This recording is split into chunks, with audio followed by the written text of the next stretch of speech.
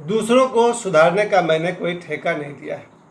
अभी इसी क्रम में प्रेमानंद जी और अनिरुद्धाचार्य, ये दो संत दूसरों को सुधारने का चक्कर में बहुत सारे जगह पर उनके साथ विवाद छिड़ा हुआ है। पूरे देश में चर्चा गर्म है कि अनिरुद्धाचार्य ने जो कहा और प्रेमानंद ने जो कहा, इन दोनों को ऐसा नहीं कहना चाहिए, क्योंकि अनिरुद्धाचार्य ने कह दिया है कि लड़कियों की शादी पहले हो जाती थी 14-15 साल में, तो एक ही पति का होकर रह जाती थी। और जब से लड़कियों की शादी में देर होने लगा है 25 साल 30 साल, तब से ये लोग एक से अधिक संबंध रखने लगी है। और वैसी ही बात प्रेमानंद जी ने भी कह दिया है कि मुश्किल से 4-5% लड़कियां सही है, बाकी सभी सही नहीं है। यहाँ मैं कहना चाहता हूँ इन दोनों संतों को, कथावाचकों को, प्रॉब्लम यही है कि दूसरे को सुधारने चलिएगा तो इस तरह की बात आपको सहनी पड़ेगी। सबसे पहले तो मेरा अपना मैं कहना चाहता हूँ कि आज अगर कोई हमसे कहे 1 अगस्त 2025, मैंने दूसरों को सुधारने का ठेका लेना ही बंद कर दिया। बहुत मन करता है, अहंकार कहता है कि दूसरे को ठीक कर दें। मेरा पूरा जीवन का बहुत लंबा समय बीत गया लोगों को सुधारने में। मुझे लगता था ये आदमी गलत है, वो लड़का गलत है, वो लड़की गलत है, फला की बेटी गलत है, फला का बेटा गलत है। भाई हमको क्या मतलब है? अपने आप को देखो, वही बहुत ज़्यादा है। अपने आप को ठीक करने में ज़िंदगी बीत गई और बीती जा रही है। दूसरे को सुधारने का ठेका कौन ले? अनिरुद्धाचार्य जी जो कथावाचक हैं, अगर उन्होंने लड़कों पर टारगेट लिया होता कि लड़कों का शादी पहले जल्दी होता था, अब 30-35 के बाद होता है, तो लड़के एक से अधिक औरतों में इंटरेस्ट ले रहे हैं। अगर उन्हें लड़कों को कहा होता तो आज बात कोई और दूसरा मोड़ ले लेता। अगर प्रेमानंद जी ने लड़कों को कहा होता कि 100 में 4-5 लड़के सही है, बाकी 95% लड़के एक से अधिक रिलेशनशिप में है, तो भी बात दूसरा एंगल ले लिया होता। इन दोनों ने लड़कियों को टारगेट करके बोल दिया। संत अनिरुद्धाचार्य और प्रेमानंद जी, आप दोनों ने लड़कियों को टारगेट करके बोल दिया, बात ज़्यादा बिगड़ गई है। क्योंकि हम कौन होते हैं दूसरे का कैरेक्टर सर्टिफिकेट देने वाले? सबसे बढ़िया उपाय तो यही है, आप कथा करते हैं, आप कथा करिए और भगवान राम के एक पत्नी व्रत का प्रशंसा करिए। जिन्हें अच्छा लगेगा वो एक पत्नी व्रत पर चलेंगे। सबसे सस्ता और बढ़िया उपाय। सभी कथावाचकों को भगवान राम की बुरी बुरी प्रशंसा करनी चाहिए कि भगवान राम एक पत्नी व्रता थे। ज़्यादा अपने आप को लेकर बोलिए कि मैं भी एक पत्नी व्रता हूँ, बड़ी ही सुख है, बड़ी ही शांति है एक पत्नी के साथ जीवन भर रहने में। ये बात आप कहिए, जिसको अच्छा लगता है ठीक है, नहीं अच्छा लगता है ठीक है।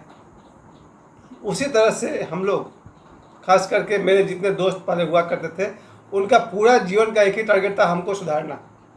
वो हमको फ़ोन लगाएंगे और पूछेंगे तब क्या हाल चाल है, कोरोना क्या हाल है, तुम क्या कर रहे हो, और 2 लाइन के बाद तीसरा लाइन में हमको वो लोग सुधारना शुरू कर देगा। तुम ऐसा है, तुम वैसा है, तुम फेसबुक पर बकवास करता है, यूट्यूब पर बकवास करता है, तुम। मुझे लगता है भाइयों, तुम लोगों ने हमको सुधारने का ठेका ले लिया है क्या? और मेरे 1 दर्जन दोस्त, उनका एक ही प्रोफेशन था, एक ही धंधा था, सौरभ पांडे को सुधारना। फ़ोन लगाएंगे और मैंने फ़ोन उठाया, अगर नहीं उठाया तो जिस दिन उठा लेंगे बोलेगा तो फ़ोन क्या नहीं उठाता है, जैसे कि आप समझ रहे बाकी बात है। और अगर फ़ोन उठा लिया तो फर्स्ट टाइम पूछेगा क्या हाल है, बच्चा लोग कैसा है, और उसके बाद मेरे को सुधारने पीछे लग जाएगा। आपको मैं बता दूं कि मैं आज बिल्कुल मैं चिंता नहीं करता हूं कौन बिगड़ रहा है और कौन सुधर रहा है, किसका बेटा बिगड़ रहा है, किसकी बेटी बिगड़ रही है। मेरे अपने दोनों बच्चों से मैं ज़्यादा मतलब नहीं रखता हूँ।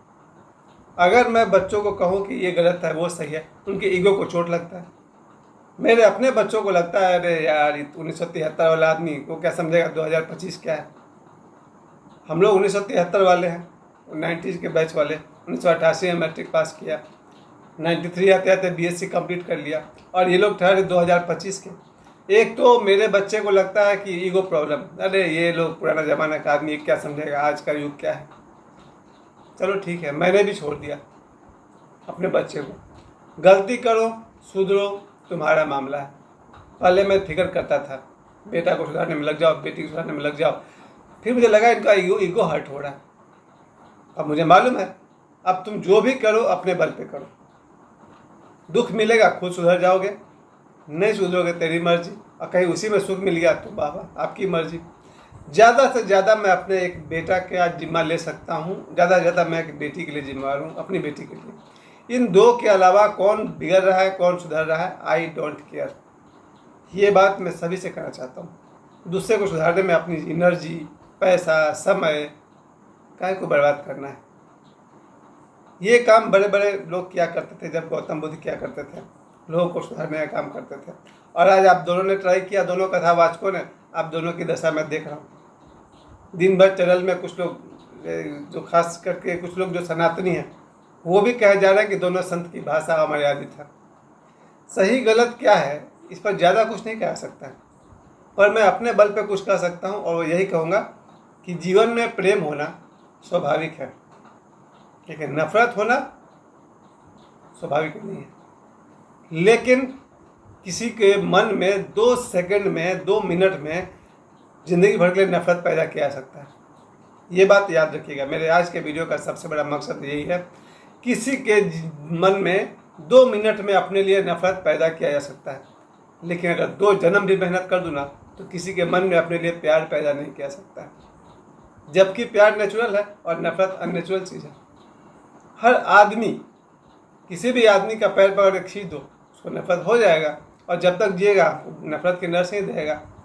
किसी को 4 गाली दे देंगे, उसको हमसे नफरत हो जाएगा, और जब तक जिएगा हमसे नफरत करेगा। लेकिन प्रेम, किसी को ज़िंदगी भर मिठाई खिलाते रहो, अच्छा व्यवहार कराते रहो, नमस्ते करते रहो, जयराम जी करते रहो, 2 जन्म बीत जाएंगे, उसको हमसे प्रेम नहीं होगा।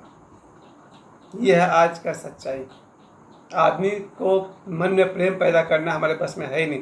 नफरत पैदा करना आसान है, किसी राह चलते आदमी के साथ झगड़े कर लो, हो गया नफरत। ये किसी राह चलते आदमी को गले लगा लो और प्रेम हो जाएगा, भूल जाओ। प्रेम और नफरत के इस सबसे बड़े खेल में मुझे एक बात समझ में आ गई है, नफरत पैदा करना बहुत आसान है, और किसी के मन में प्रेम पैदा करने में 1-2 जन्म लग जाएंगे। फिर भी हो सकता है कि उसको आपसे प्रेम नहीं हो। वापस में दूसरी बात कहूँगा। पहली बात, किसी भी लड़का को किसी भी लड़की से प्रेम हो रहा है, या किसी भी लड़की को किसी भी लड़का से प्रेम हो रहा है, स्वाभाविक है, होगा, इंसान है। इसलिए हमारे धार्मिक कथाओं में 2 तरह के पात्र आपके सामने आएंगे।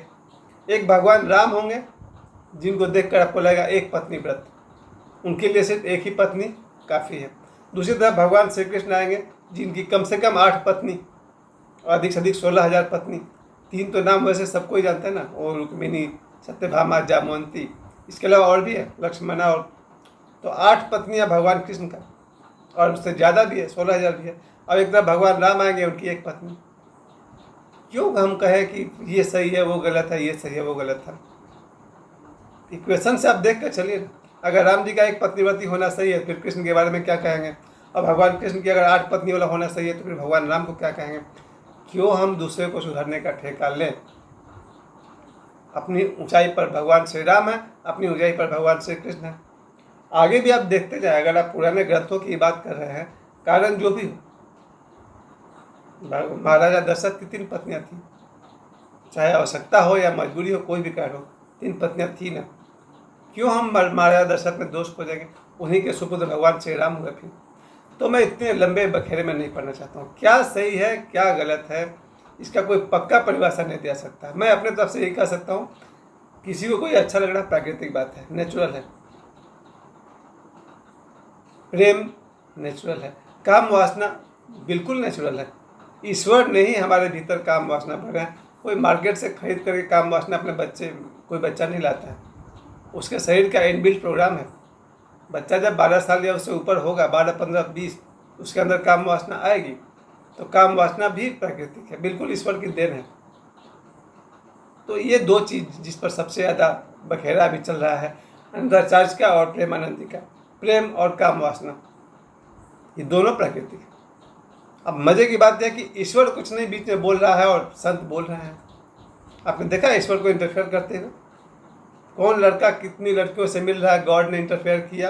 नहीं किया। कौन लड़की कितने लड़कों से मिल रही है, गॉड ने इंटरफेयर किया? नहीं किया। और ईश्वर दुनिया चला रहा है, इसमें कोई संदेह नहीं है। इनको जन्म ही ईश्वर ने दिया है। पर साधु संत कथावाचक है जो भी इंटरफेयर कर रहे हैं, ये सही है वो गलत है। इस पर बहुत लंबी बातचीत हो जाएगी, और एक एक आदमी का अपना मत हो सकता है, निजी मत हो सकता है। ये बात बहुत आम हो गई है कि आजकल टीवी चैनल पर सर्वे होता है कि क्या विवाहित पुरुष भी विवाह के बाद दूसरे से प्रेम में पड़ जाते हैं, और बहुत से अच्छा परसेंटेज लोग बताए थे कि 50% लोग हैं जो अपनी पत्नी के होते हुए किसी और के प्रेम में पड़ जाते हैं। क्या ज़रूरत है दूसरे को सुधारने का, ठेका लेने का? हम अपना सुख शांति खोजें, वही बहुत बड़ी बात है। एक एक आदमी अगर अपने सुख शांति का मार्ग खोज ले, उसका जीवन का लक्ष्य पूरा हुआ। अगर मैं अपने जीवन काल में अपने समय का सदुपयोग अपने आप को सुधारने में कर सकूं, मेरे लिए वही बहुत है। मुझे देख करके अगर मेरे बेटे को, मेरी बेटी को लगे कि मुझे भी अपने जीवन में सुख शांति का मार्ग खोजना चाहिए, अति उत्तम है। मुझे देखकर अगर हजारों लाखों लोगों को लगे कि हमें भी अपने जीवन में सुख शांति का मार्ग खोजना चाहिए, काफ़ी है, बन गया काम। कहाँ है सुख शांति? एक विवाह में है कि अनेक विवाह में है? एक बॉयफ्रेंड रखने में है कि 4 बॉयफ्रेंड रखने में है? एक गर्लफ्रेंड रखने में है कि 4? आप अपने सुख और शांति का मार्ग खोज लें, आपका काम पूरा हो गया। लेकिन दूसरे को सुधारने का ठेका लेना मैंने बंद कर दिया है। मैंने सबको सुधारने का ठेका नहीं लिया। मेरे जीवन का लक्ष्य है अपने आप को सुधारना। और मुझे समय देने के लिए आप सभी को बहुत बहुत धन्यवाद।